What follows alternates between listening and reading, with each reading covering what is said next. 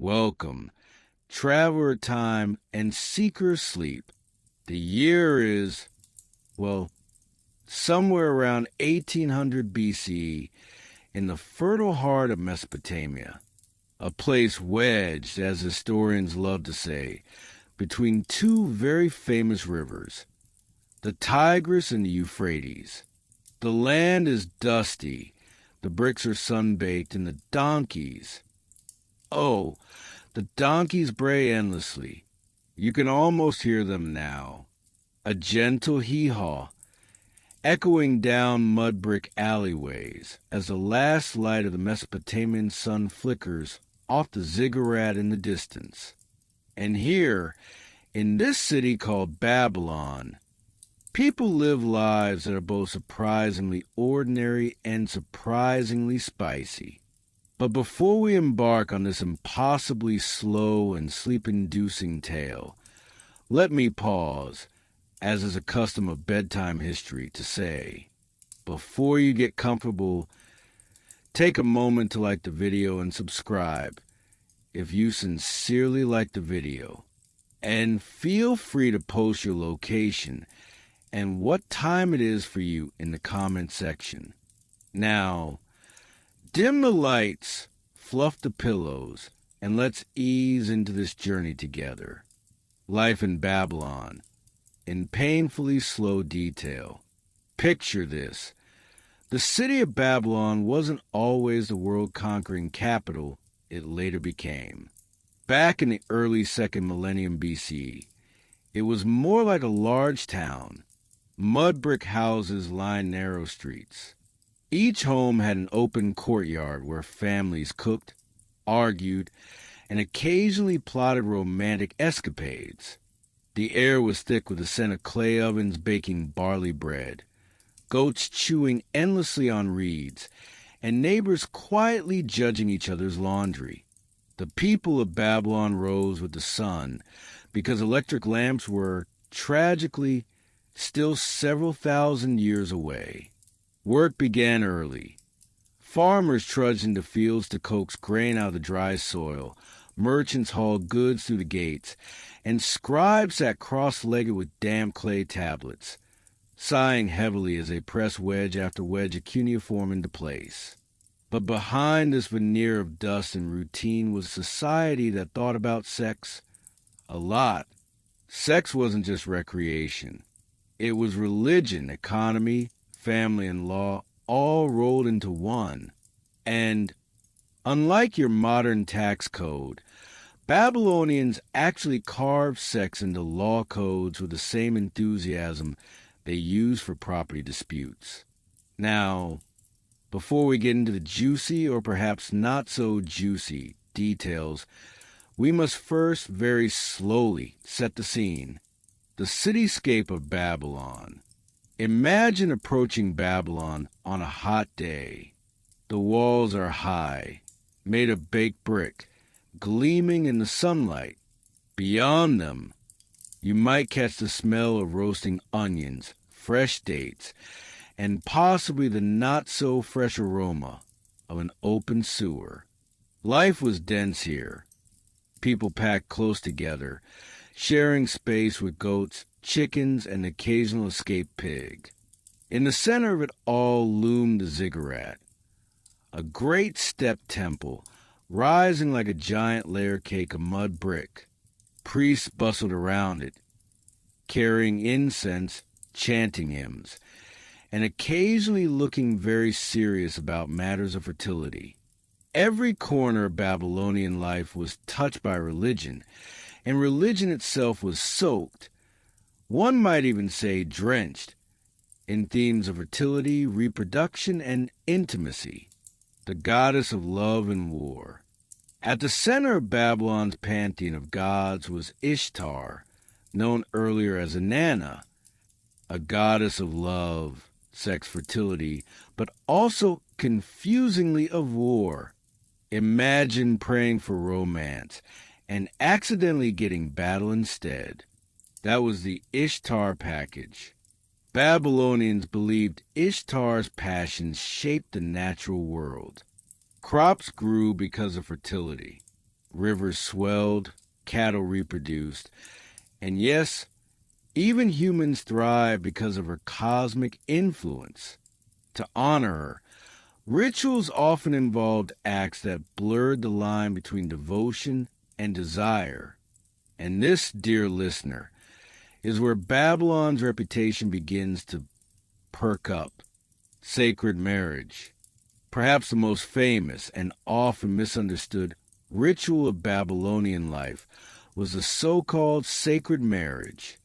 On certain holy days, the king himself would symbolically marry the goddess Ishtar, represented by a high priestess. This union wasn't just symbolic. It was, according to many accounts, physically enacted. Imagine, if you will, a royal wedding night staged not for love, but for fertility of the land. Crops, livestock, and the stability of the kingdom all depended, apparently, on how well the king performed. If that seems like a lot of pressure, that's because it was. Now, we could rush ahead to describe the ritual, but that would be far too exciting. Instead, let's slow down and discuss the architecture of the temple where it took place. The ziggurat was built in stages, each level stacked atop the last, like bricks on a child's toy tower. At the summit, a small shrine gleamed, decorated with gold, lapis lazuli, and the faint smell of incense. Priests and priestesses tended to it daily, sweeping, polishing, and likely tripping over one another in the heat. It was here, at the very top, that the sacred marriage unfolded, under the watchful gaze of the goddess herself. But do not fall asleep yet. We have many more bricks to stack before the night is over. Sex and the economy.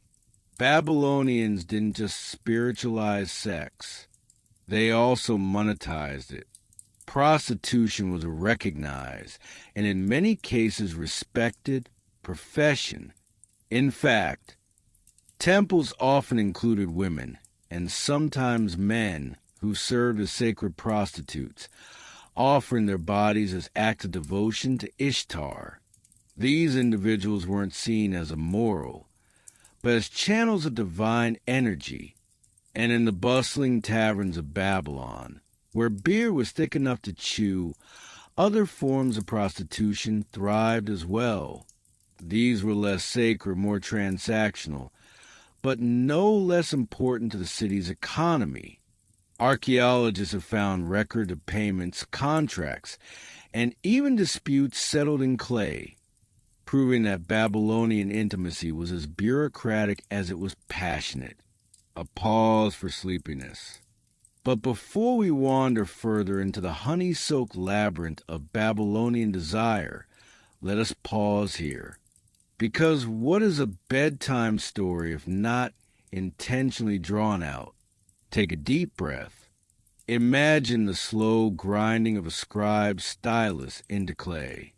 Hear the soft bleating of goats outside a window. Smell the faint aroma of onions boiling in a pot somewhere nearby. And let your mind drift not yet into dreams, but into the quiet, repetitive rhythm of history.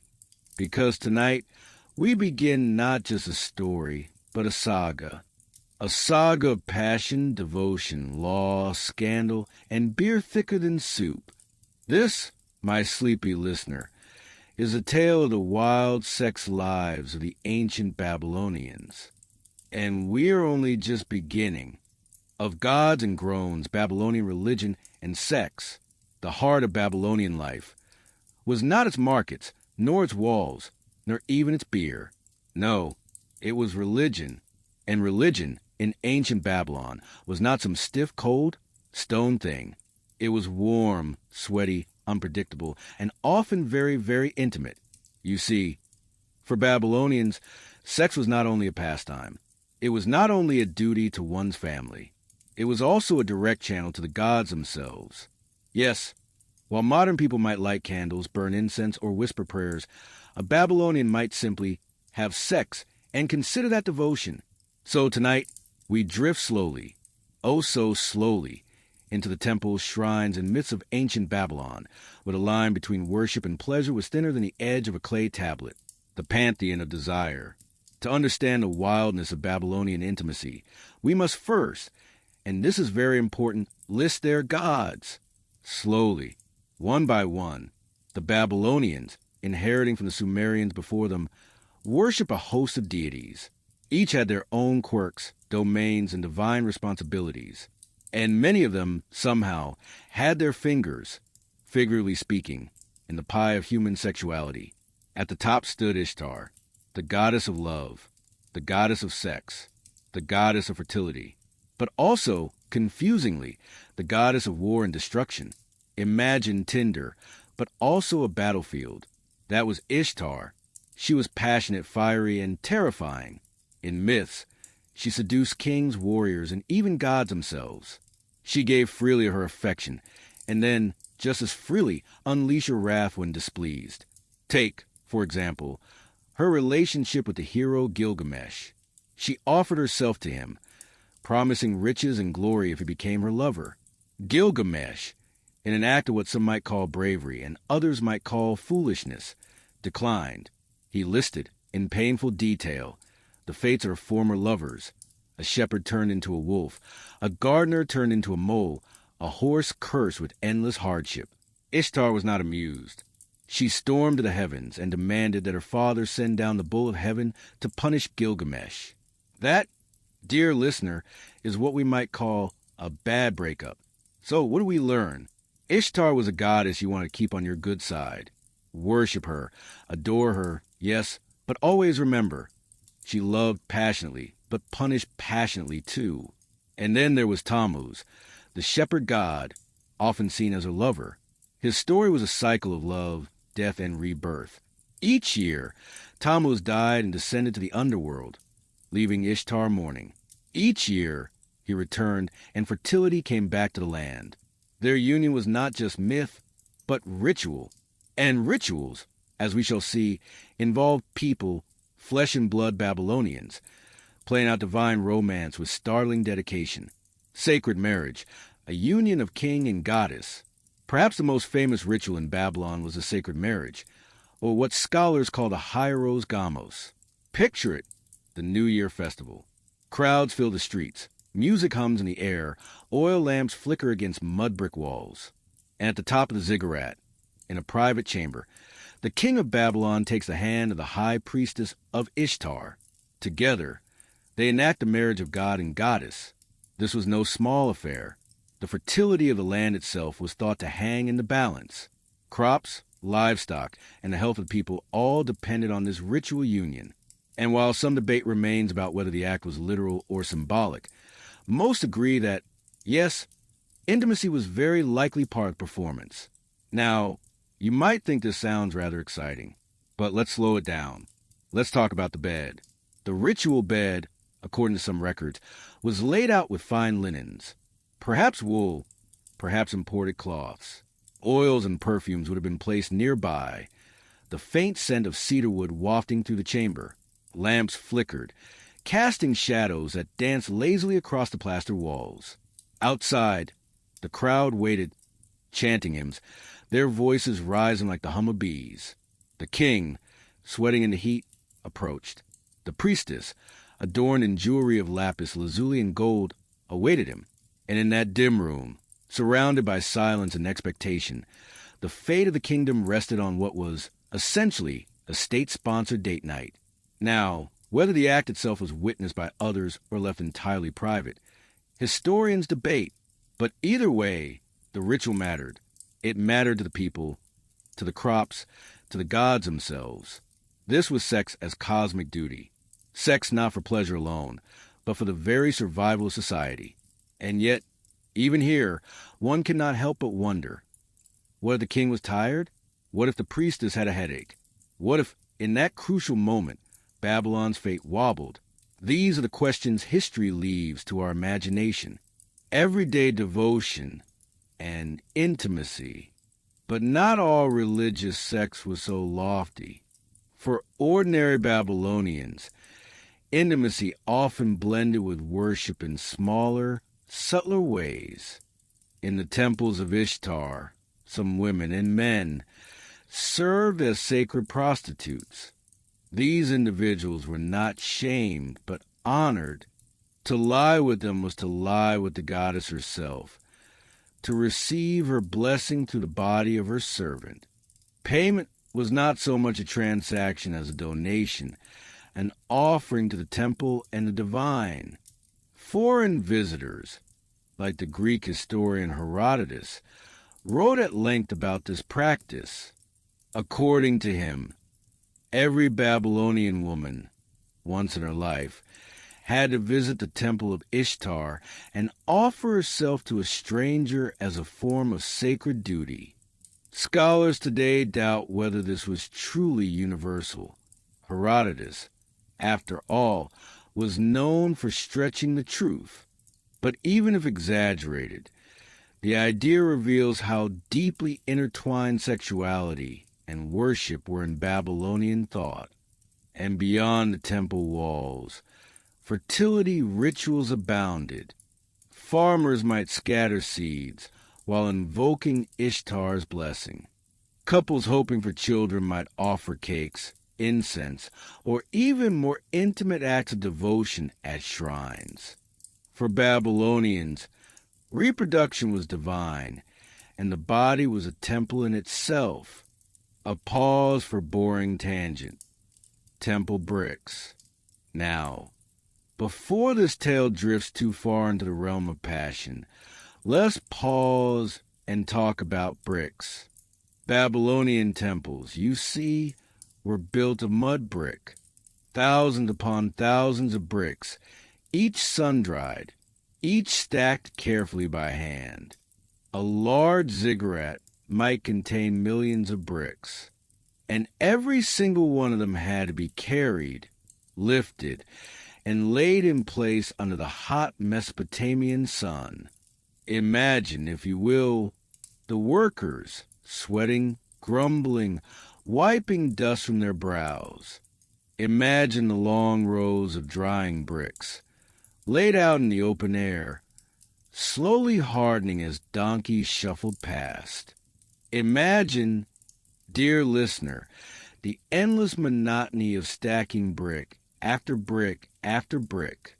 Yes, sex may have been sacred, but so too, in its own dull way, was the brick.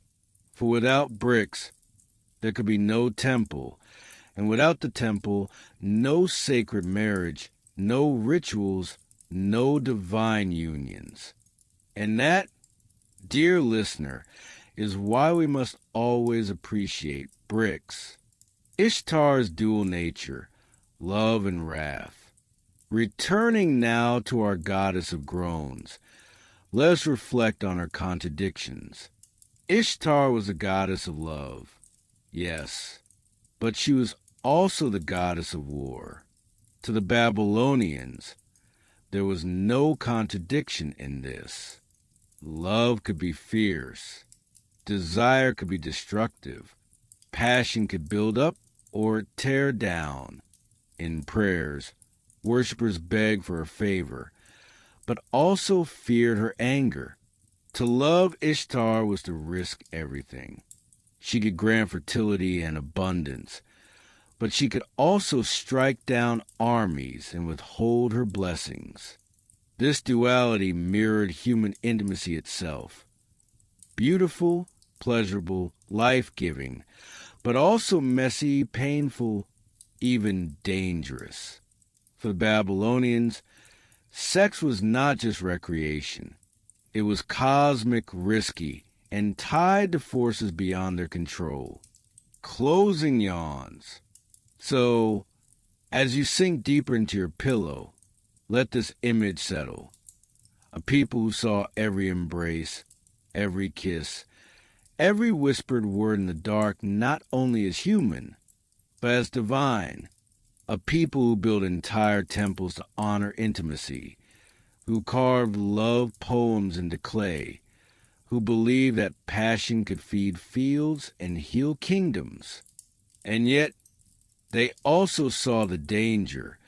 The wrath of the god is scorned, the weight of rituals not performed, the ever-present risk that love might turn to loss. The Babylonians lived in a world where sex was never just sex.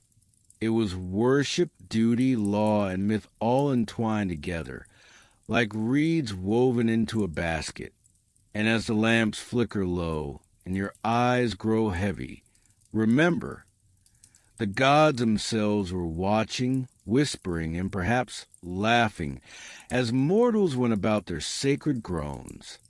Clay tablets and pillow talk. Ah, the humble clay tablet.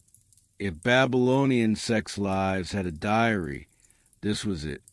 But unlike your sleek modern notebooks or your glowing phone screens, Babylonian diaries were heavy, breakable, and frankly inconvenient for midnight confessions. Yet, somehow, they've endured across millennia, surviving the sands, buried under ruins, waiting for archaeologists with little brushes and far too much patience. And on those clay tablets, dear listener, we find the earliest whispers of love poetry, the oldest fragments of flirtation, and even a few bawdy jokes carved carefully, wedge by wedge, into wet clay. So tonight, as you yawn and sink deeper under your blanket, let's open one of these tablets and very slowly, almost painfully slowly, read what Babylonians thought was worth writing about intimacy, the scribes of desire. First, we must appreciate the scribe. Imagine him, cross-legged on a reed mat, a lump of damp clay before him, his reed stylus in hand. He presses wedge-shaped impressions into the surface. Tap, press, lift, over and over, for hours. Every letter, every word, every sigh and moan of history, reduced to a triangle pressed into mud. The process was so slow, so dull, that one wonders how any erotic poem was ever finished before the clay dried. And yet, somehow they did it. Scribes recorded contracts, laws, hymns, and every now and then, verses of intimacy, the world's oldest love poems. Among the treasures of Babylon are the love poems to Ishtar and to kings. Some were written in honor of the sacred marriage ritual. Others were simple declarations of passion. One famous Sumerian poem, inherited into Babylonian culture, is often called the world's oldest love poem. It was written by a priestess to a king, perhaps around 2000 BC. In it, she calls him her beloved, compares his embrace to honey, and speaks with astonishing frankness about their union. Now, you might expect such poetry to be delicate, subtle, whispered, but no, it was surprisingly blunt. The Babylonians, it seems, had little patience for beating around the bush. Their metaphors were earthy, rooted in farming and food. Love was compared to plowing, sowing, harvesting, drinking beer, and occasionally eating dates. Imagine, if you will, receiving a love letter that compares your body to a well-watered field. Romantic? Perhaps not in the modern sense. But in ancient Mesopotamia, that was about as passionate as it got. Erotic humor. The Babylonians were also, it must be said, fond of dirty jokes. One clay tablet, found in a rock, is often described as containing the world's oldest joke. It's not particularly funny by modern standards, but historians believe it was considered humorous at the time. It goes something like, something which has never occurred since time immemorial. A young woman did not fart in her husband's lap. Yes, dear listener, that was the joke. Carved in clay, preserved for thousands of years. Proof that toilet humor is older than civilization itself. And while it may not make you laugh, it should, at the very least, make you yawn. Slowly, heavily. Because if people were recording flatulence in clay 3,000 years ago, truly nothing about humanity has changed. Pillow talk on clay. Some tablets go further, describing instructions for intimacy. Think of them as ancient manuals, predecessors of the Kama Sutra, though far less organized and far more muddy. They give advice on how men should approach women, how women should entice men, and what foods might spark desire. Honey, beer, figs, garlic, all listed as stimulants of passion. And then there were the incantations. Magical spells carved into clay, meant to inspire love or lust. One such incantation reads like this: just as this clay is pressed, so may the heart of so-and-so be pressed toward me. Imagine whispering that to your beloved. Not quite Shakespeare, but the intent was clear. The boring tangent, clay tablet storage. Now, before we get carried away with the heat of Babylonian poetry, let us pause, consider something far more sleep-inducing. Where exactly were these tablets kept? You see, once inscribed, tablets were dried in the sun or baked in kilns to harden. Then they were stored in archives, long rooms with shelves stacked high with clay. Thousands upon thousands of tablets, lined up like bricks in a wall. Each archive might hold contracts, laws, hymns, and yes, the occasional erotic verse. Imagine wandering through the shelves, pulling down a tablet, and realizing you picked up the ancient equivalent of a naughty diary. But the majority of tablets were not so exciting. Most were lists of grain, or goats, or beer rations. Truly, nothing puts one to sleep faster than a Babylonian spreadsheet carved into mud. Whispered verses in the night. Despite their bulk and fragility, love poems were recited. Couples might whisper verses to each other, invoking the language of Ishtar. Priests might chant hymns that blurred the line between prayer and erotic metaphor. One can almost hear it now. The low murmur of cuneiform poetry carried across a courtyard at dusk, while goats shuffle in the distance, and the smell of baking bread lingers in the air. Sex, magic, and clay. Clay tablets also contain magical charms tied intimacy. Some were meant to attract lovers. Others were meant to ward off impotence. One tablet contains a recipe. Grind herbs mixed with beer and recite a certain phrase while pouring the drink. The gods, it was believed, would then grant vigor. And if that failed, well, there was always prayer. And more beer. Closing yawns. So, dear listener, as you drift toward slumber, think of the scribe. His reed stylus pressing endlessly into wet clay. The dull repetition of wedge after wedge, until his fingers ached. And think of the lover, centuries later, lifting that same tablet, reading those same words, and feeling, for just a moment, a spark across time.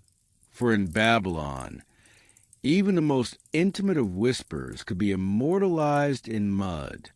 And that, perhaps, is why, thousands of years later, we can still eavesdrop on their pillow talk. Sleep now, with the thought of clay tablets resting heavy as stone beside you. Heavy, durable, and deeply, deeply boring. Hammurabi's Laws of Love. Year 1754 BC. The city of Babylon hums with trade, prayers, and the shuffle of sandals across hot dust. At its center rises a tall stela, carved in black diorite stone. Upon its surface, 282 laws, etched in cuneiform, under the stern gaze of Hammurabi, king of Babylon. These laws covered everything: property, trade, crime, wages, farming, debt, medicine, slavery, and yes, matters of the heart.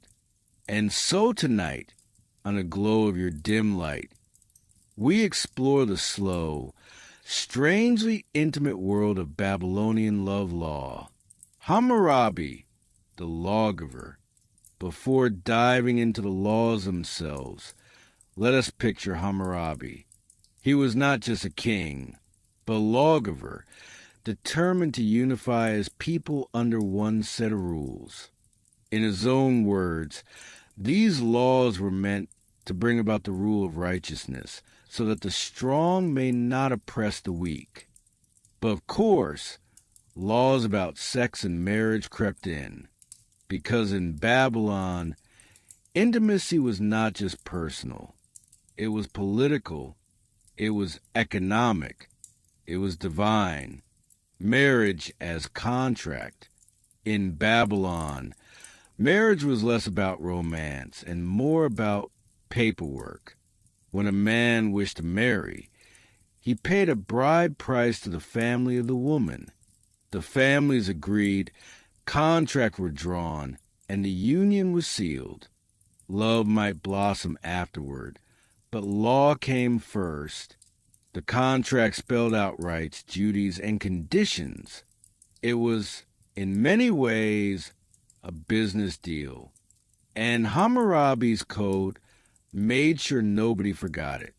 Law 128, the marriage law. If a man takes a wife but does not draw up a contract with her, she is not his wife. That's it. Simple. Without paperwork. No marriage. Imagine being in love, standing before your beloved, and realizing your romance is invalid because you forgot to file the correct mud-based paperwork. Even in 1754 BC, bureaucracy reigned supreme. Adultery, punishment by river. Now, Hammurabi was particularly concerned with adultery. According to Law 129, if the wife of a man has been caught lying with another man, they shall bind them and throw them into the water. If the husband of the woman wishes to spare his wife, then the king may spare his servant. Yes, cheating could literally get you drowned. The imagery is slow and heavy. Imagine the weight of river water pressing down, the muffled sound, the last bubble rising. Not exactly romantic bedtime reading, but undeniably drowsy. Law 130, unconsented encounters. Hammurabi also outlawed forced intimacy, particularly involving priestesses and married women. In such cases, punishment was equally severe.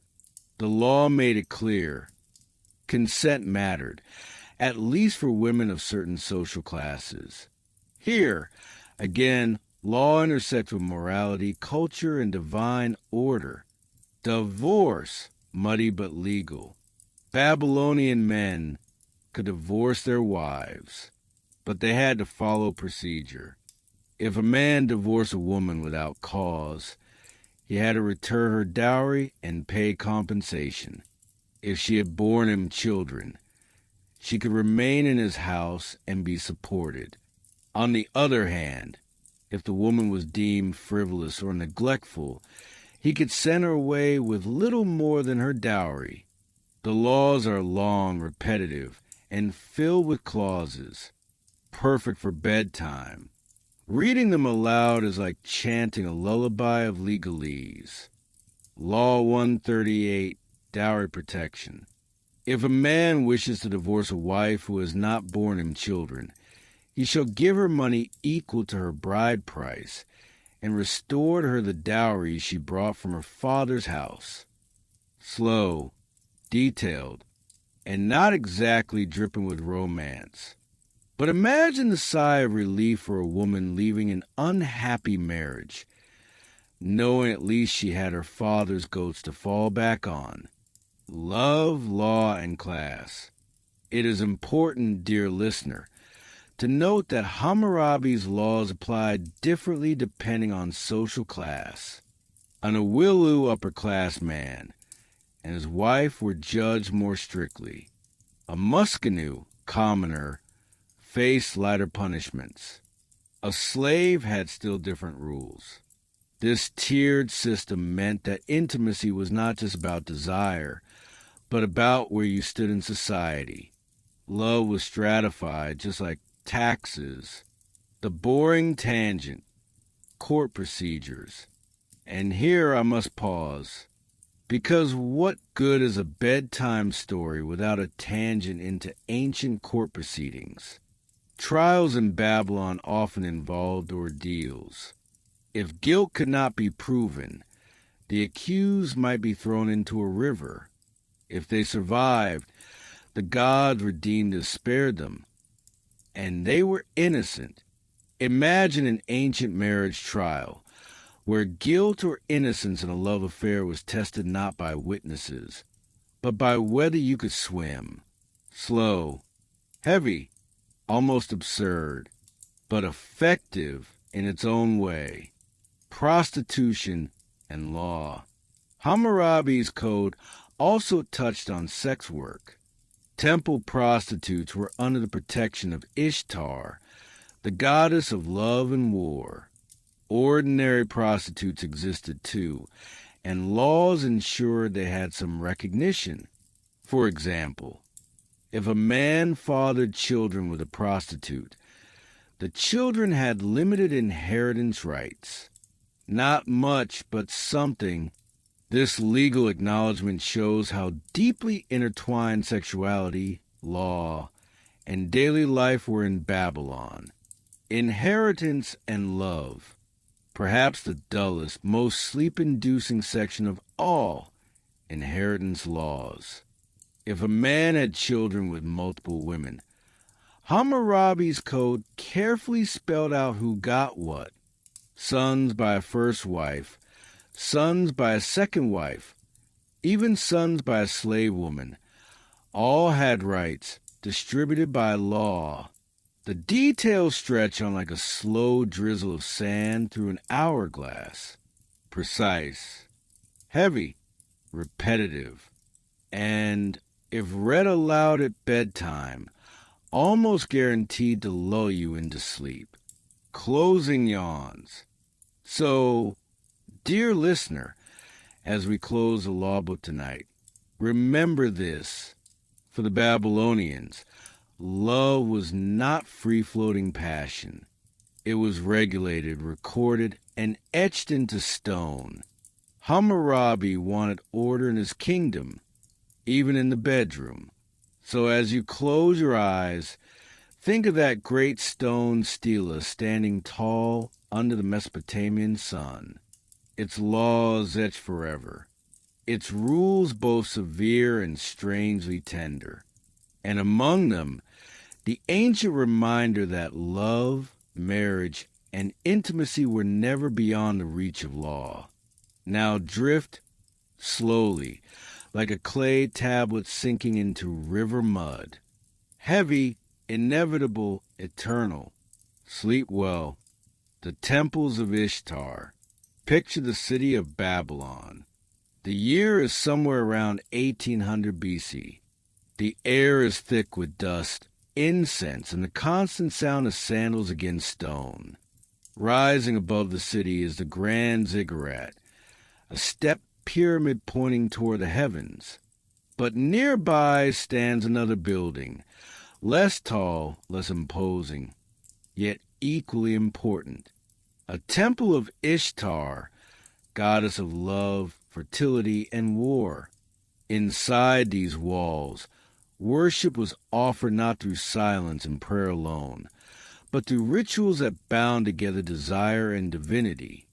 So tonight, as you let your eyes grow heavy, we'll walk, step by step, into the cool shadows of that temple, slowly, calmly, with every detail drawn out, until sleep finds you. Who was Ishtar? To understand her temple, we must first understand Ishtar herself. Ishtar was many things: goddess of love, sex, beauty, fertility, justice, and war. In some myths, she is gentle and nurturing. In others, she is fierce, demanding, destructive. She could bless a couple with passion or strike them down with jealousy. In Babylonian hymns, she is called the Lady of Battle and the courtesan of the gods. To worship Ishtar was to accept that love and conflict, tenderness and rage, often walked hand in hand. And so her temples reflected that duality, a blend of devotion, pleasure, and ritual, the sacred marriage.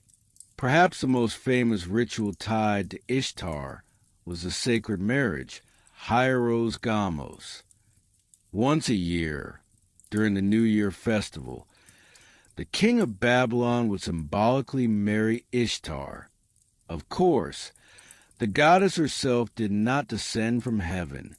Instead, her role was taken by a high priestess. The ritual was elaborate.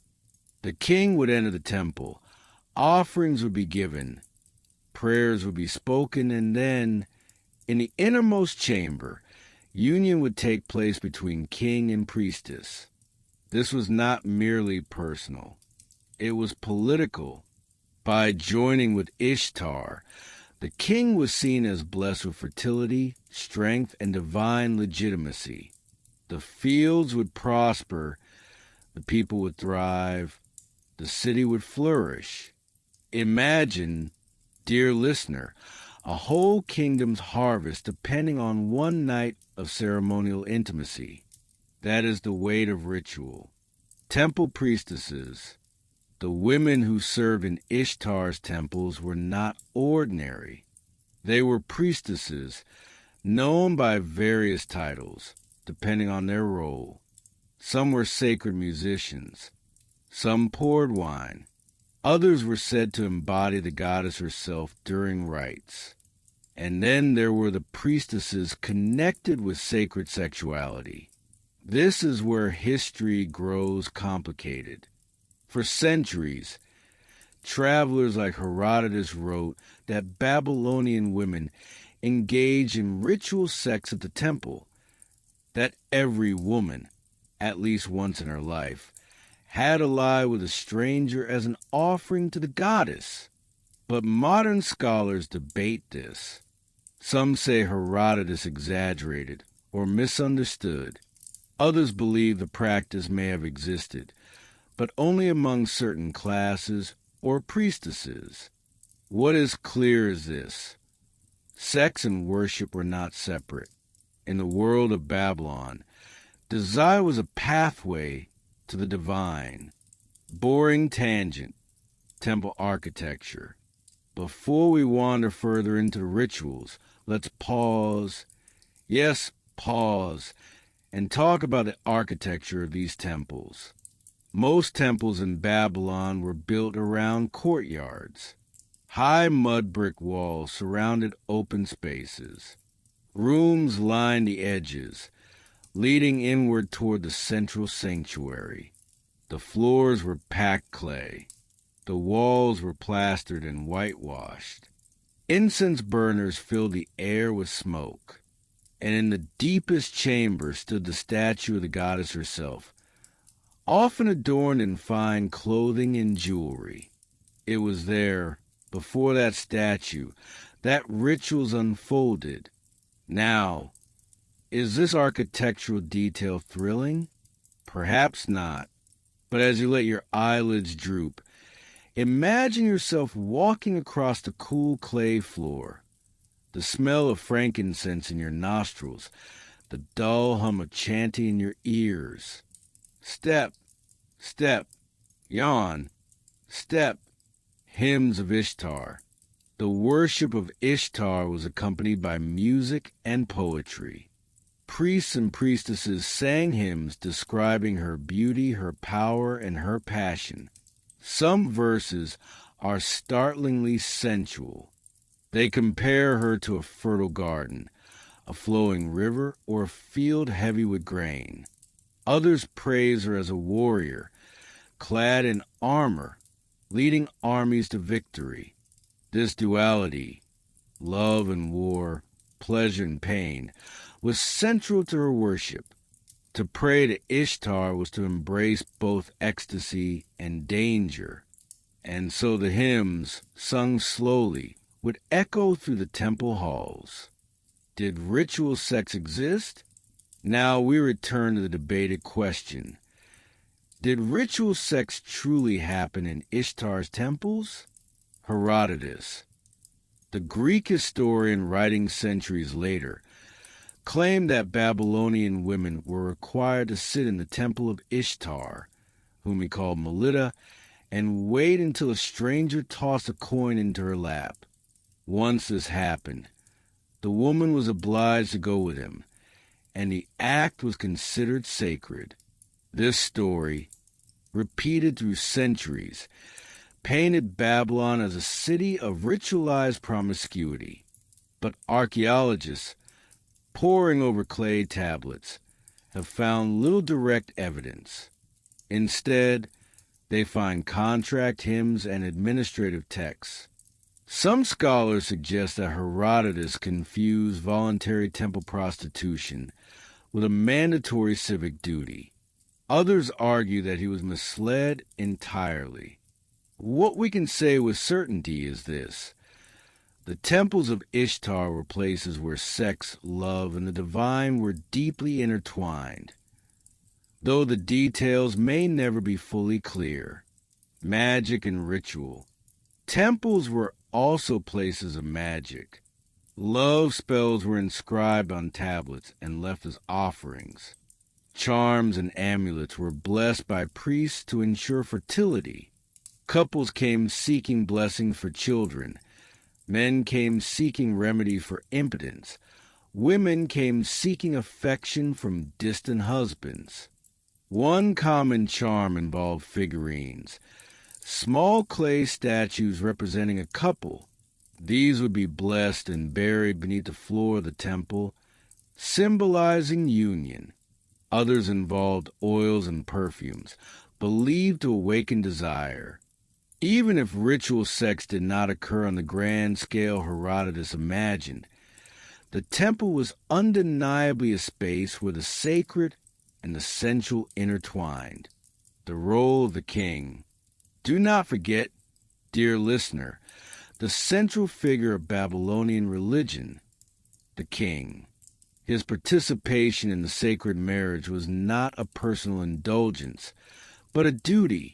By uniting with the goddess through her priestess, he ensured the fertility of the land. If the crops failed, if the rivers dried, if the herds dwindled, people might whisper that the king had not fulfilled his role. Such was the pressure of ruling Babylon, not just to fight wars or levy taxes, but to perform the most intimate of rituals for the sake of the kingdom. A slow walk through the festival. Let us, for a moment, walk slowly through the New Year festival in Babylon. For days, processions wound through the city. Statues of the gods were paraded through the streets. Priests chanted. Offerings were made. Then, on the climactic night, the king and the high priestess entered the temple. The people waited outside, torches flickering, songs rising into the warm air. Inside, the ritual was performed, perhaps symbolic, perhaps literal.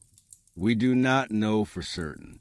But when the king emerged, the people believed their city was renewed. Fertility, prosperity, and love were secured for another year. Closing yawns. So, dear listener, as you drift into slumber, remember the temples of Ishtar, their walls of mud brick, their incense-filled courtyards, their hymns echoing in the night. Within them, love and law, passion and prayer were bound together in rituals both mysterious and mundane. And while historians may debate the details, one truth remains. For the people of Babylon, intimacy was never far from the realm of the sacred. Close your eyes now. Hear the slow beating of drums, the murmur of hymns, the soft rustle of robes in the temple halls. The goddess of love watches over you, as she once watched over Babylon. Sleep and dream in the shadow of her temple. Babylonian bedroom remedies. Babylon was a city of many things. Towering ziggurats, endless markets, sacred temples, and remedies for every ailment of the body or spirit. There was a clay tablet somewhere filled with instructions. These tablets covered everything. Headaches, fevers, broken bones, unruly demons, and yes, the delicate, endlessly puzzling world of love, desire, and fertility. So tonight, let's take a very slow walk through the medicine chests of ancient Babylon. A walk lined not with sleek pill bottles, but with clay jars, fragrant herbs, and incantations muttered under the breath. Doctors or magicians. In Babylon, the line between doctor and magician was blurred. The Asapu were healers who specialized in incantations and rituals, while the ASU were more practical, mixing herbs, poultices, and salves. A patient might see both, because illness was thought to have both physical and spiritual causes.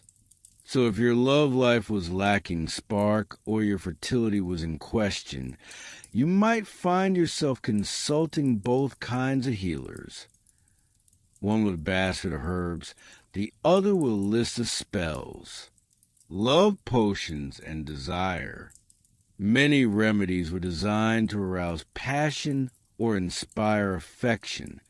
One recipe, preserved in fragments, involves mixing honey, garlic, and oil into a drink. Another prescribes dates soaked in beer, to be consumed before visiting one's beloved. Were these effective? Perhaps only in the way that a sweet treat and a little alcohol always has been. But in Babylon, such mixtures carried divine weight. To make them more powerful, they were often accompanied by spoken charms, such as, "May Ishtar inflame the heart of so-and-so toward me, as these flames consume this incense."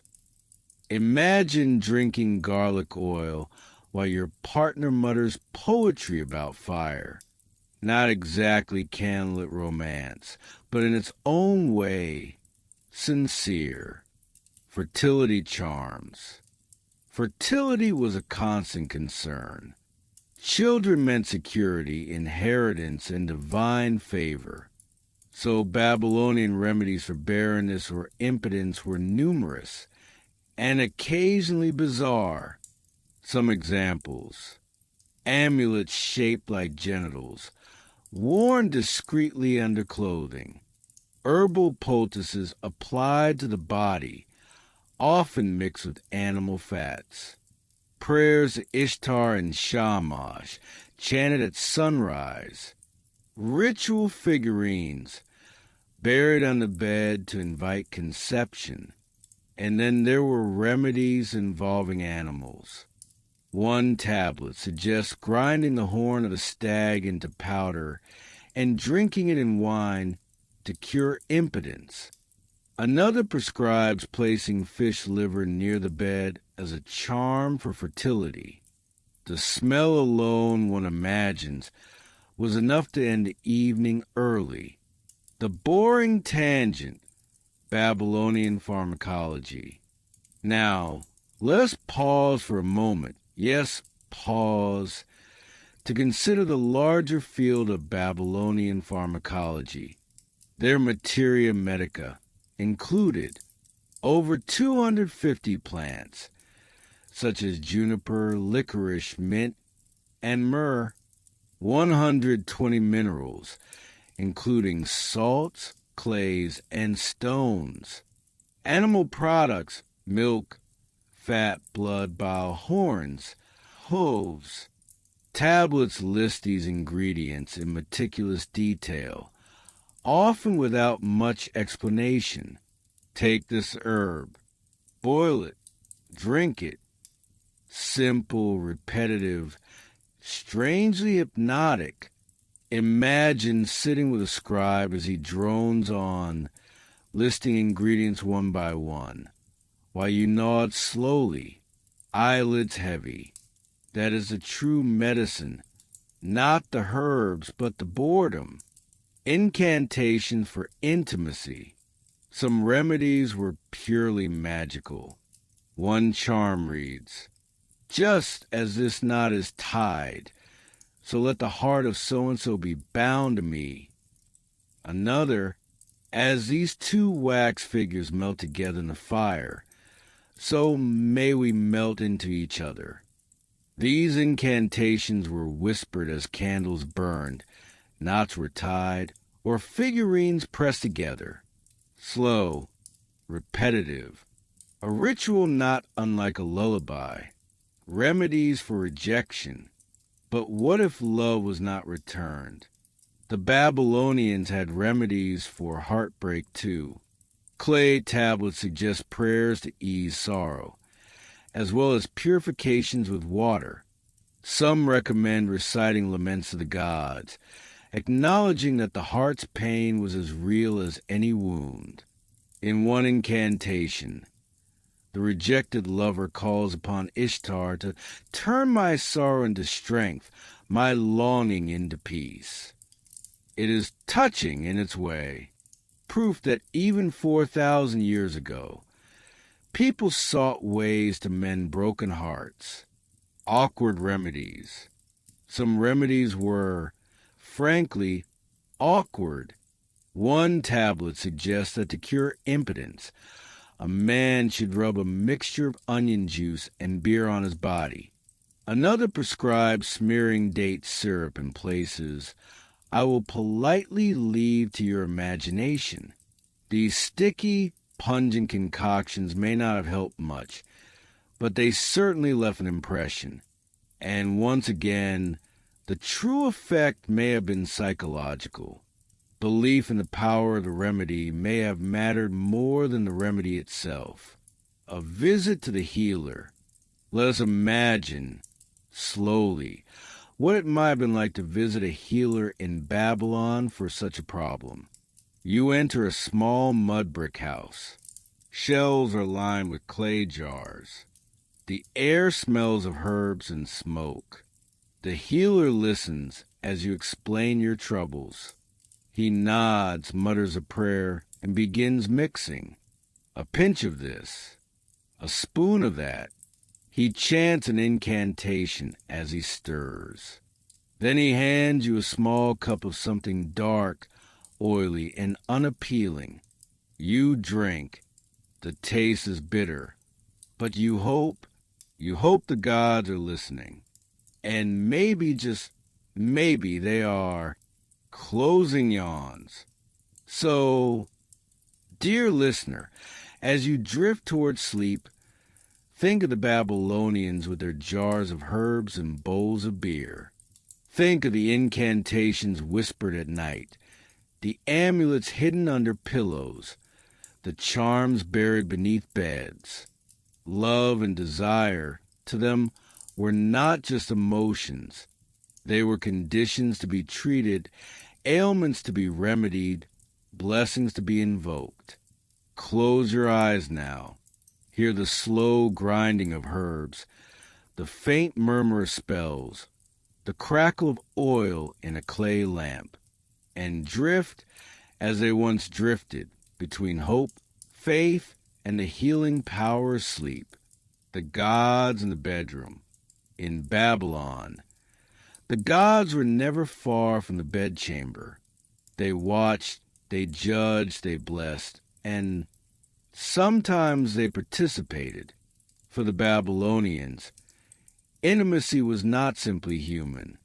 It was divine. The actions of lovers mirrored the passions of the gods. And the myths told around clay lamps at night offered models, both inspiring and cautionary, for how love, sex, and desire unfolded. So tonight, dear listener, we will take a very slow journey through those myths, step by step, yawn by yawn. Ishtar and Tammuz, the eternal lovers. At the center of Babylonian passion lies the story of Ishtar and her lover, Tammuz, also called Dumuzi. Tammuz was a shepherd, a god of fertility. Ishtar, as we know, was goddess of love and war. Their union was the archetype of passion, intense, fertile, and like many romances, doomed. The myth tells us that Ishtar descended to the underworld, seeking power. But when she left, fertility on earth withered. Crops failed, animals stopped breeding, people despaired. To restore balance, she was forced to send another in her place. And so she chose Tammuz. Each year, his descent to the underworld explained the withering of crops in summer, and his return marked the revival of fertility. Here, intimacy was cosmic, a love affair that mirrored the cycles of nature itself. And dear listener, what could be more sleep-inducing than a story of agricultural seasons retold as divine romance? Wheat, wilt, return, repeat, over and over, slowly. Ishtar's are the lovers. But Tammuz was not Ishtar's only companion. In myth, she had many lovers, gods, mortals, even animals, and most of them came to unhappy ends. The lion was struck down. The horse was doomed to constant whipping. The gardener Ishalanu was turned into a creature. Even the mighty Gilgamesh rejected her advances, saying, "Which of your lovers lasted forever? Which of your favorites has not been destroyed?" And so, intimacy with Ishtar was both blessing and curse. Desire was divine fire, warming, yes, but also burning, the gods and sacred marriage. As we explored before, the sacred marriage ritual, performed between the king and a high priestess, was modeled directly on the union of Ishtar and Tammuz. This was more than a political ceremony. It was a reenactment of cosmic love. The king stood in for Tammuz. The priestess embodied Ishtar. Their union was the world fertility, performed in human form. For Babylonians, sex was not shameful. It was sacred. It echoed the heavens.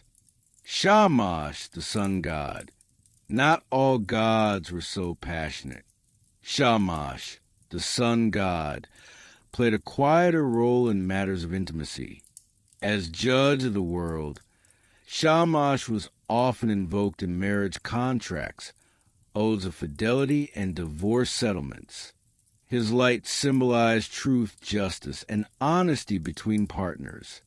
So while Ishtar blazed with passion, Shamash's presence in the bedroom was more administrative, less about desire, more about making sure promises were kept. In other words, Shamash was a cosmic notary of Babylonian romance. Enki, the god of wisdom. Enki, god of wisdom and water, had his own sensual myths. In some tales, his seed of life flowed through rivers, fertilizing the earth. In others, he gave rise to fertility through magical acts of creation. His myths are filled with liquids, flowing streams, and the symbolism of abundance. If Ishtar was passion, Enki was plumbing. It is not glamorous, but it was vital. And as you drift asleep, you might find the slow, steady flow of Enki's waters surprisingly soothing. The underworld and desire. Desire also shaped the afterlife. In myths of the underworld, longing and separation were constant themes. Ishtar's descent, as mentioned, left the world barren. Couples separated by death were mourned in songs. Fertility rites sought to ensure that even in the land of the dead, renewal was possible. The idea that passion could bridge even the darkness of the underworld was a central motif. Love was both fragile and eternal. Boring tangent. Divine genealogy.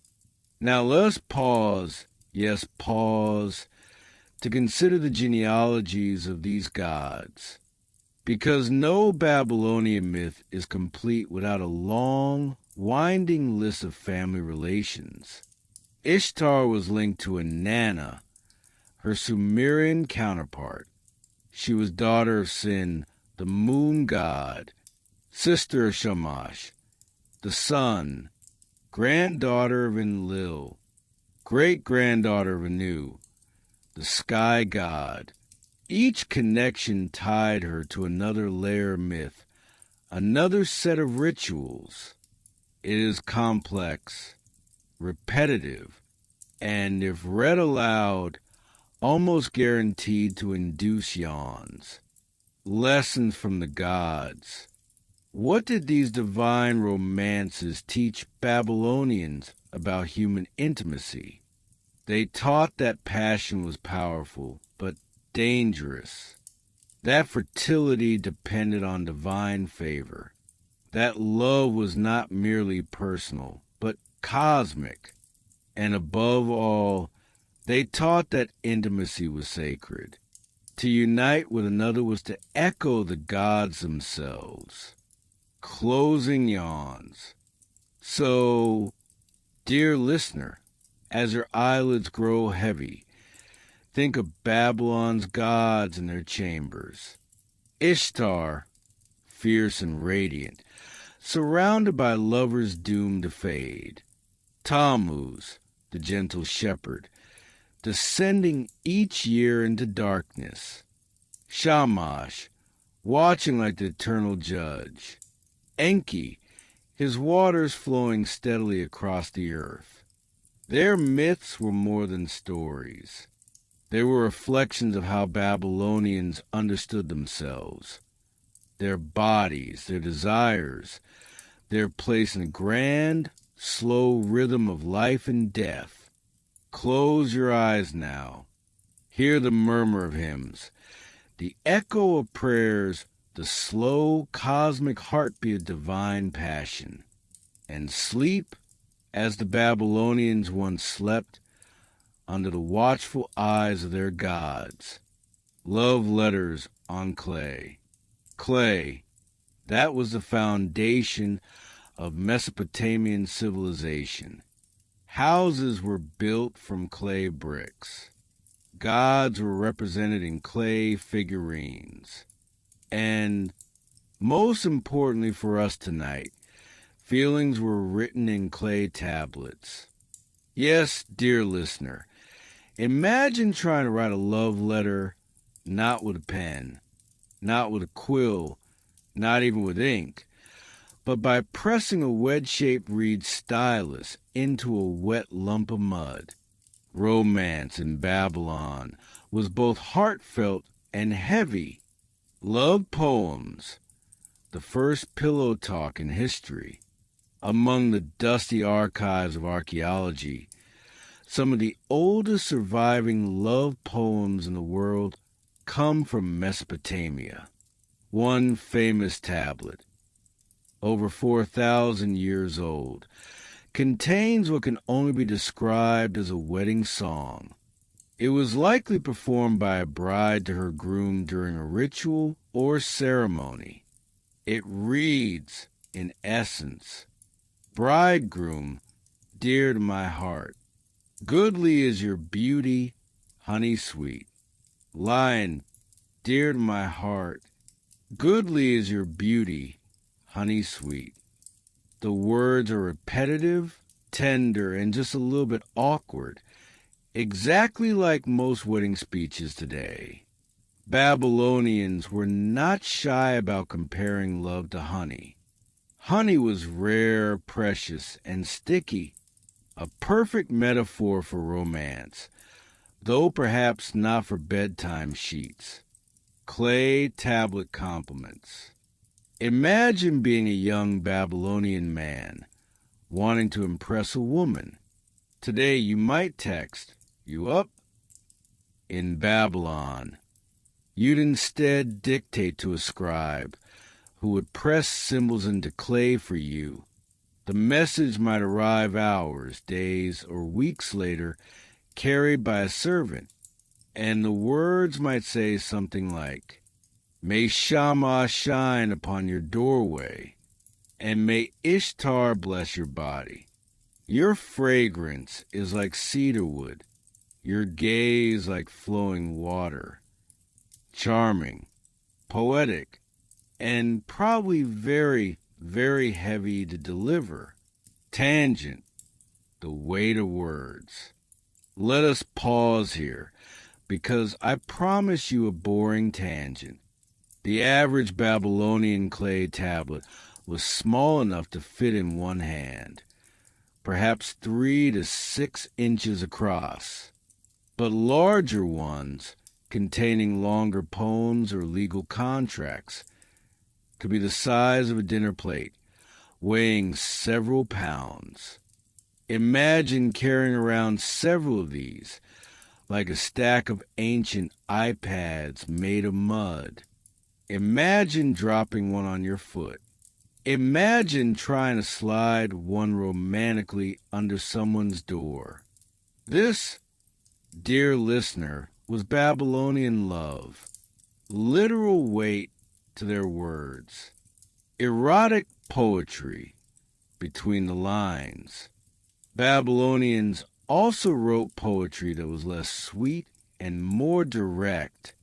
Some tablets contain verses about fertility, passion, and intimacy that leave little to the imagination. They compared lovers to wild bulls, Mars in heat, or fertile fields ready for plowing. Yes, dear listener, the Babylonians loved their agricultural metaphors. To them, sex was part of the cycle of life, no different than sowing seeds in the soil. Romantic? Perhaps. Sleep-inducing? Absolutely. The long pause of clay. Now, unlike a whispered compliment, clay did not allow for quick replies. If someone sent you a love poem, you could not immediately send back a smiling emoji. Instead, you might have to wait hours while a scribe prepared clay, inscribed it, dried it in the sun, and then delivered it. This delay gave Babylonian romance a very slow rhythm, perfect for bedtime storytelling. Love and law. Of course, not all clay tablets were romantic. Many were legal. Marriage contracts spelled out obligations in detail. The dowry, the rights of the wife, the duties of the husband. Some contracts even included clauses about affection. A man who neglected his wife, physically or emotionally, could be taken to court.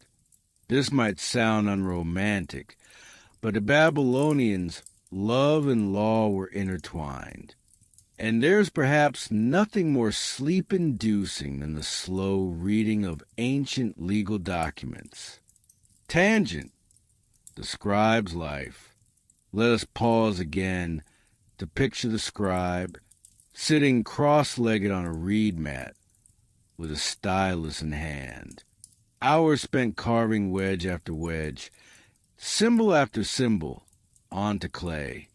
The sun beating down, sweat dripping onto the tablet, and the knowledge that one wrong press of stylus could ruin an entire poem. It was painstaking work, and when finished, the tablet had to dry in the sun, harden, and sometimes be baked in a kiln. This was the process of Babylonian romance. Not roses, not chocolates, but slow, baked mud, the intimacy of permanence. Yet there was something beautiful about clay letters. Unlike paper, clay tablets could survive thousands of years. Today, we can still read Babylonian love poems written for millennia ago. Their affection, their longing, their awkward metaphors, all preserved. Babylonians may not have had roses, but they left behind something far more enduring. Their love was immortalized in clay. Closing yawns. So, dear listener, as you drift towards sleep, imagine the soft scratch of a reed stylus, the press of symbols into wet clay, the slow drying of words in the hot Mesopotamian sun. Picture a Babylonian bride whispering honey-sweet verses. Picture a young man carrying a heavy clay tablet, trying not to drop it before delivering his heart. Picture love itself, solid, weighty, slow, as if designed to lull you into dreams. And with that, let the clay tablets close, sealing your night with Babylonian poetry. Sleep well. Aphrodisiacs and midnight snacks. Imagine it. The sun has set over Babylon. Oil lamps flicker in doorways.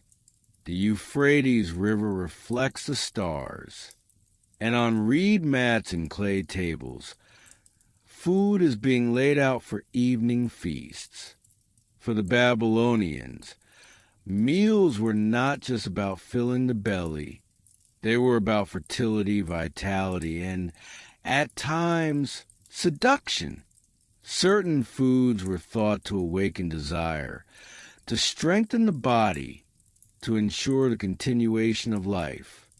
Tonight, dear listener, we will wander slowly through their kitchens and markets, exploring the flavors of intimacy.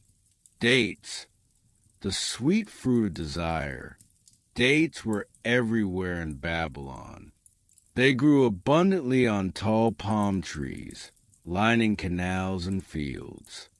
The fruit was sweet, rich, and sticky, much like the metaphors Babylonians used in their poetry. Dates were eaten fresh, dried, or brewed into a syrupy wine. In love poetry, a woman might compare her sweetness to that of a ripe date. A man might promise to treat his bride like a gardener tending a date palm. The symbolism was clear. Dates were not just fruit. They were romance in edible form. And, of course, dates provided quick energy, which made them an obvious choice for lovers. Honey, nectar of the gods. Honey was rarer, but even more prized. It was imported in small quantities, often as tribute or trade. Sweetness in Babylon was a luxury. When a Babylonian called a beloved honey sweet, it was the highest compliment. Honey meant wealth, rarity, indulgence. In rituals, honey was sometimes offered to gods, smeared onto altars, or mixed into cakes. It symbolized fertility and divine pleasure. One can imagine a priestess whispering, "May your lips be honey, may your body be honey, may your embrace be honey." Sweet words, sticky and slow. Beer, the drink of lovers and everyone else. If honey was rare, beer was common, very common. Babylonian beer was not clear or golden like modern lagers. It was thick, cloudy, and porridge-like. It was brewed from barley and sometimes flavored with dates. People drank it through long straws to avoid swallowing floating husks of grain. Beer taverns were social hubs, places of laughter, music, and flirtation. They were also sometimes places of sexual transactions, blurring the lines between drinking and desire. To drink beer with someone was a sign of intimacy. A shared straw could even be considered romantic or unsanitary, depending on your perspective.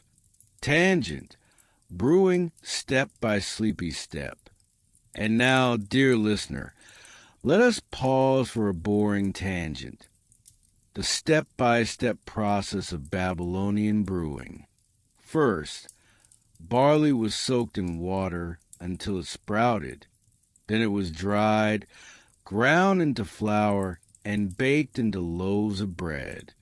These loaves were crumbled into water, left to ferment, and finally strained. The result was thick, sour, and nourishing. Not quite Guinness, not quite porridge, something in between. And yes, this entire brewing process could be described for hours. Perfect, in fact, for bedtime storytelling. Garlic and onions, passion or protection. Babylonians also valued garlic and onions. They were believed to strengthen the body, purify the breath, and perhaps invigorate desire. Whether garlic truly made one more romantic is debatable. But in Babylonian thought, vitality in the body was linked to vitality in love. So if you imagine a Babylonian couple sharing a meal of garlic stew before retiring for the evening, well, it may not sound romantic to us, but to them it was a sign of health and strength. Grains and bread, the foundation of love. Bread was a staple of life. Flatbreads baked on hot stones, barley cakes sweetened with dates, loaves offered in temples. In myths, grain was often tied to fertility gods. A full granary meant prosperity, and a prosperous household was a fertile household. Bread itself could be a love offering. A bride might bake special cakes for her groom. Families exchanged bread at weddings.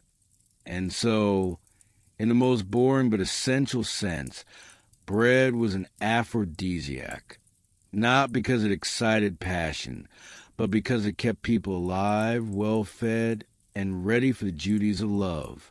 Fruits, figs, and fertility. Beyond dates, Babylonians enjoyed figs, pomegranates, and melons. Each carried its own symbolism. Figs, with their many seeds, symbolized fertility. Pomegranates, bursting with juice, symbolized abundance. Melons, sweet and refreshing, were linked to summer feasts. To share fruit was to share life's sweetness. To bite into a fig was to echo the abundance of children yet to be born. Tangent, the markets of Babylon. And now, let us wander into the markets. Picture rows of stalls, shaded by woven mats. Merchants calling out the names of goods. The smell of dried fish, fresh onions, roasted barley. The buzz of flies. The clink of copper scales weighing handfuls of dates. Here, couples might stroll, selecting ingredients for their meals. Here, lovers might pause to share a drink of beer or sneak a taste of honey cake. The market was more than commerce. It was a stage for romance. Food as ritual. In temples, food offerings symbolized devotion. Bread, beer, dates, honey, all were placed before the gods. And in many rituals, the sharing of food and drink mirrored the sharing of love. The sacred marriage ceremony, in particular, often included a feast. To eat together was to seal the bond between priestess and king, goddess and god, people and fertility. Thus, even a humble barley cake could be infused with divine passion. Closing yawns. So, dear listener, as you drift towards sleep, picture a Babylonian feast. A table spread with figs and dates, sweetened cakes, steaming garlic stew, a jug of cloudy beer, 2 straws leaning together, a whisper of honey, rare and golden, smeared on lips. These were the Aphrodisiacs of Babylon. Simple, earthy, sometimes pungent, always symbolic. And perhaps tonight, as you dream, you too will wander through a Babylonian market, tasting dates beneath the starlight, sipping beer by the river, sharing bread with the gods. Sleep sweetly with honey in your thoughts. Nightlife in Babylon. The sun sinks. Shadows stretch across mud brick houses. The air, hot and dry by day, cools ever so slightly. And the city of Babylon begins to glow with the faint light of oil lamps and flickering torches. For us today, nightlife means neon signs, glowing screens, and endless music. For Babylonians, it meant something far quieter, slower, and softer. And perhaps that is why their nights, when retold in detail, are perfect for lulling you gently towards sleep. The streets after sunset. By day, Babylon's streets bustle with carts, donkeys, and shouting merchants. By night, things softened. Most people retreated to their courtyards, sitting under the stars. Children dozed on reed mats. Dogs barked in the distance. The air smelled faintly of bread cooling in ovens. Those who walked the streets by torchlight moved slowly, deliberately, their sandals scuffing along baked earth roads. Lovers might steal a quiet moment under an archway, away from the gaze of family and neighbors. Priests might head toward temples for evening offerings. It was not silent, but it was calm. A hush fell over the city that invited rest. Music beneath the stars. Music was a part of Babylonian life, and at night it took on a dreamy quality. Lyres strummed softly. Flutes whispered through reed pipes.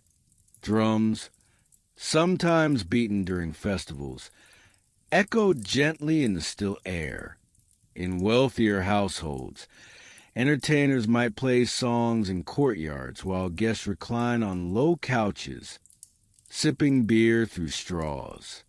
In taverns, music mingled with laughter, chatter, and the occasional argument over dice games. But across the city, music had one effect in common. It softened the edges of night, carrying people gently toward relaxation, toward intimacy, toward dreams. festivals under the moon. Babylon was a city of festivals, many tied to gods and fertility. These were often celebrated with processions, dancing, and feasting, some lasting long into the night. Imagine torchlit parades winding through streets, statues of gods carried on decorated carts, incense rising into the sky, priests chanting, crowds cheering, lovers slipping away into darker corners of the celebration. For the Babylonians, festivals were more than entertainment. They were moments of connection to gods, to community, to each other. And though the drums might beat loudly, there was always an undercurrent of calm, the rhythm of ritual, the slow repetition of hymns, the deliberate pace of ceremonies, taverns and quiet corners. If festivals were public joy, taverns were private escapes. Babylonian taverns served beer thick as soup, ladled into clay mugs, or sipped through straws from shared jars. Some taverns were family-run. Others had reputations for more intimate services. Here, after dark, workers might gather to laugh away the day's burdens. Couples might sneak in for stolen moments. Strangers might trade stories over drinks. The flicker of oil lamps cast long shadows across mud walls. The smell of barley mash mixed with the smoke of torches. And somewhere in the background, a flute played, just out of tune enough to be charming. Tangent, the oil lamp glow. Now, dear listener, allow me a small tangent. The oil lamp was a heartbeat of Babylonian night, made from clay, often shallow and round, filled with sesame oil, with linen wick placed carefully in the spout. A single lamp gave only the faintest glow, enough to see faces nearby, but not enough to flood a room. The light flickered gently, shadows dancing across walls. Imagine dozens of such lamps dotting courtyards, glowing softly like stars that had descended to earth. Slow, steady, dim, the perfect light for whispering secrets, the perfect light for falling asleep, love beneath the moon. Of course, Babylonian nights were not just about lamps and taverns. They were about love. Moonlight was sacred, tied to Sin, the moon god. Lovers strolling by the river might whisper prayers to him, asking for blessing. The silver glow of the moon turned even mud brick walls into something soft, almost magical. Some love poems specifically mention the night, comparing the beloved's beauty to the gleam of the moon or the calm of starlight. So when couples met after dark, quietly, carefully, they did so with the sense that the gods themselves were watching. Night watch in silent streets. Not everyone was free to sleep. The city employed guards, who walked the walls and patrolled gates. Their sandals scraped against stone as they made their slow rounds, ensuring no one entered or left the city unmarked. Their presence gave safety, but also added to the rhythm of the night.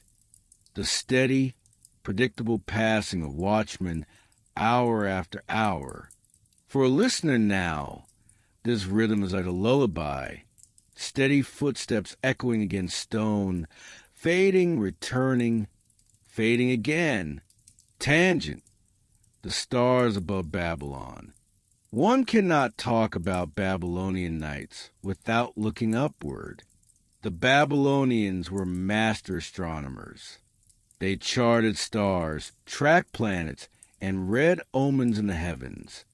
To them, the night sky was not random. It was a map, a message, a living text. Imagine lying on a rooftop, staring at constellations while a warm breeze moved across the Euphrates plain. The stars slowly wheeled overhead. Time slowed.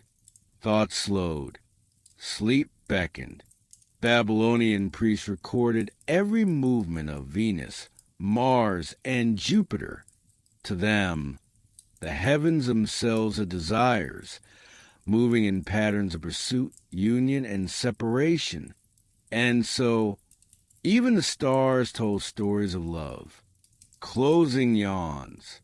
So, dear listener, as you drift towards sleep, picture Babylon by night. The hush of streets after sunset.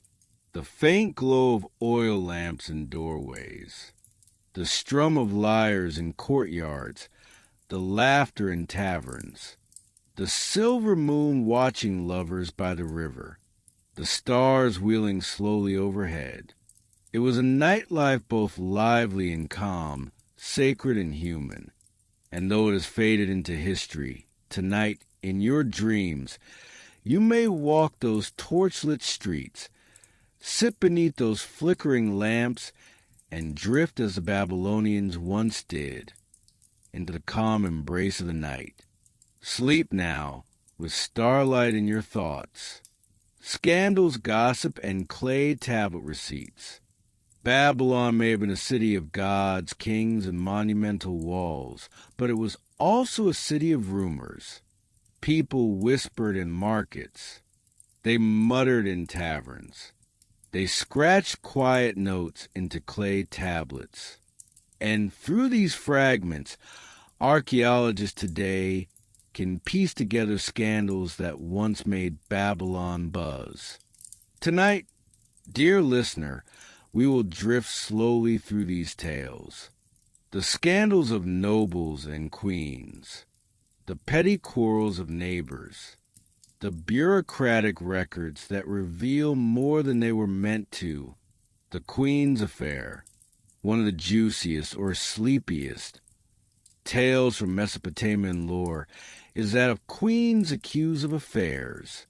In some legal cases, tablets describe noble women charged with adultery. Sometimes the accusations were true. Sometimes they were political traps. Either way, the gossip spread.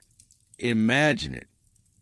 Clay tablets carrying accusations of who was seen with whom, what time of night they were together, and what punishments were considered.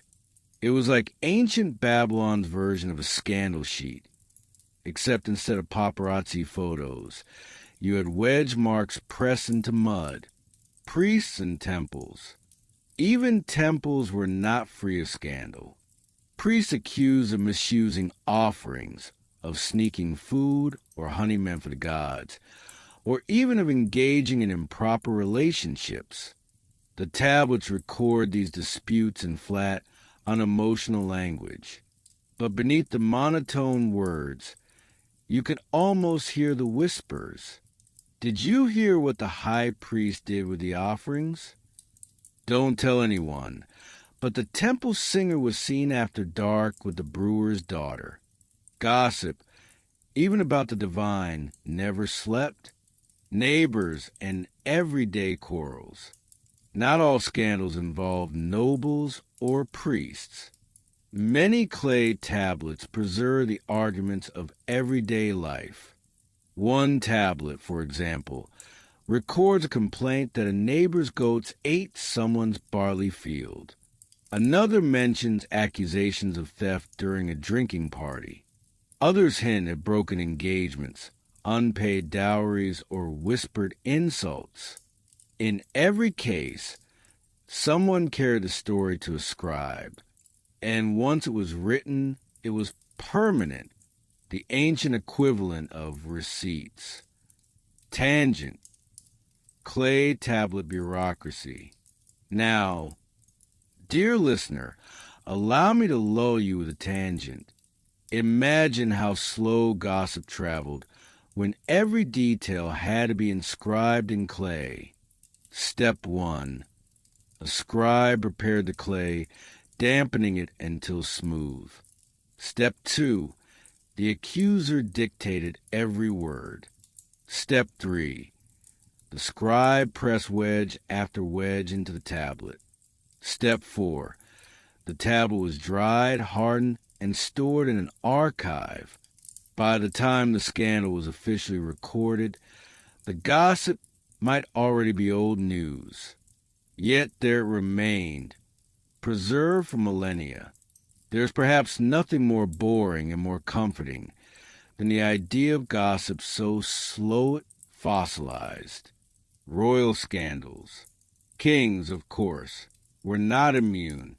Hammurabi himself issued laws dealing with adultery, false accusations, and household drama. The fact that laws had to be written suggests that scandals among the elite were common. Some myths even hinted at divine kings involved in questionable romances. If the gods themselves had affairs, why wouldn't kings? Of course, the clay records present everything in legal monotone. But we can imagine the buzz. Citizens whispering in markets, servants trading secrets in palaces, taverns humming with speculation. The market murmurs. Markets were the perfect place for gossip. Women buying dates, men trading barley, children running between stalls. And always the mutter of stories. Did you hear?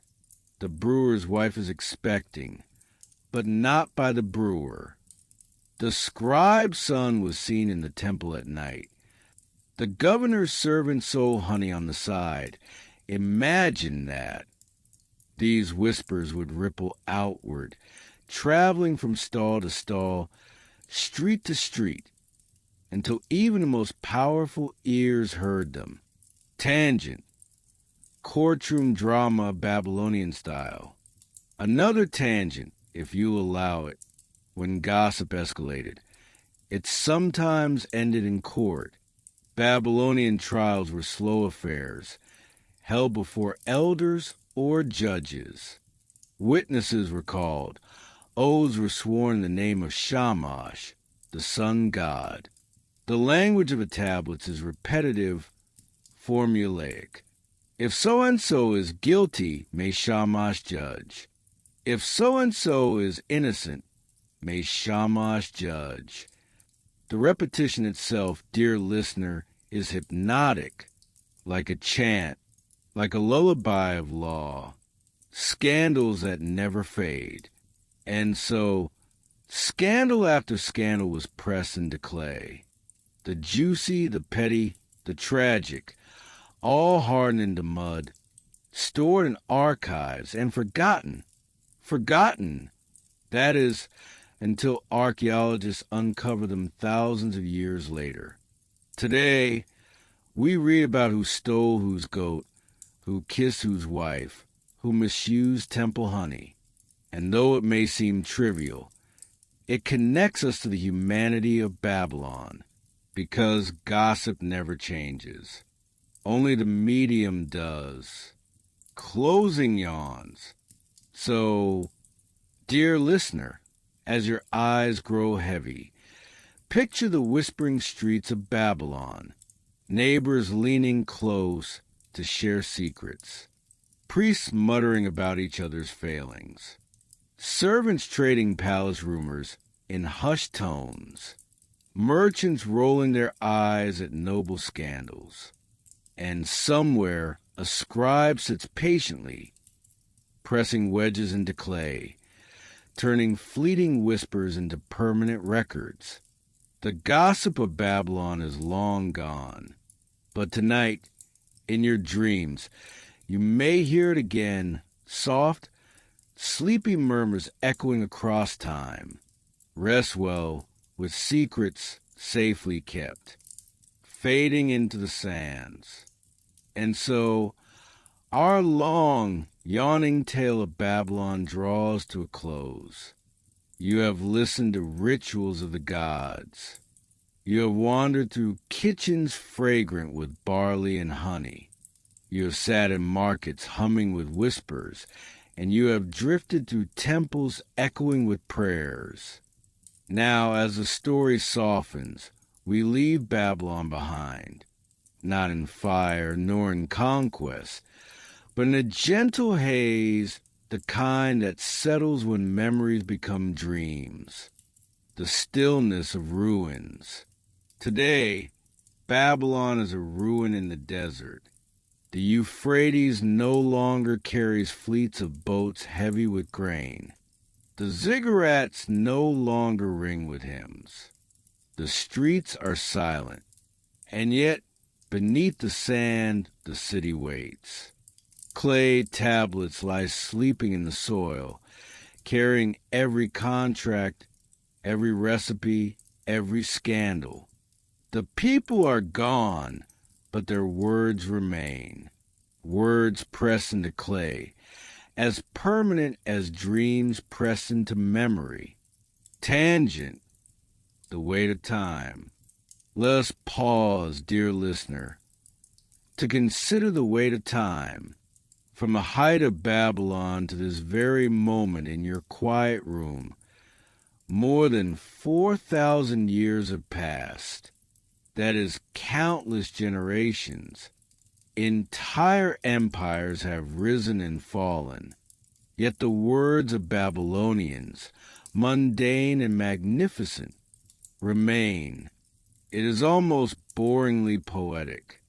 Time, stretched so far, becomes soothing, like a clock ticking endlessly, too slow to notice, too steady to disturb sleep. The people fade. The bakers who kneaded bread, the scribes who pressed tablets, the merchants who traded wool and copper, they are all gone. But the shape of their lives lingers in fragments, in the grooves of worn bricks, in the dull shine of ancient beads, in the wedge marks of forgotten gossip. The Babylonians fade into the sands not with a cry, but with a whisper so soft you might mistake it for the sound of sleep. Tangent, dreams of Babylon. Many poets and prophets have dreamed of Babylon. To them, it was a city of grandeur, a place of mystery, sometimes even of sin. But for us tonight, Babylon is none of those things. For us, it is simply a bedtime story, a background hum, a history lesson so long, so drawn out, so gently boring that it becomes a lullaby.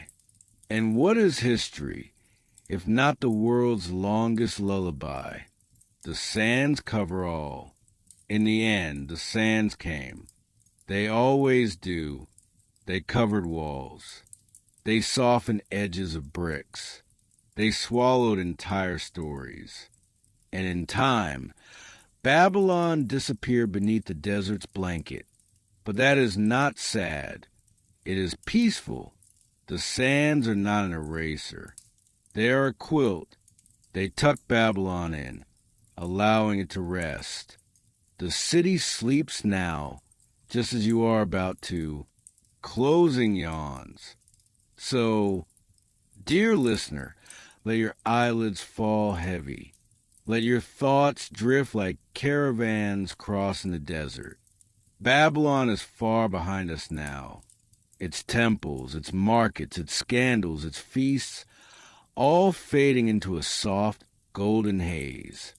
The city sleeps. The sands whisper. And you, too, may close your eyes. Sleep well, traveler time, for in dreams Babylon may rise again, but only softly, only briefly before morning comes. Good night.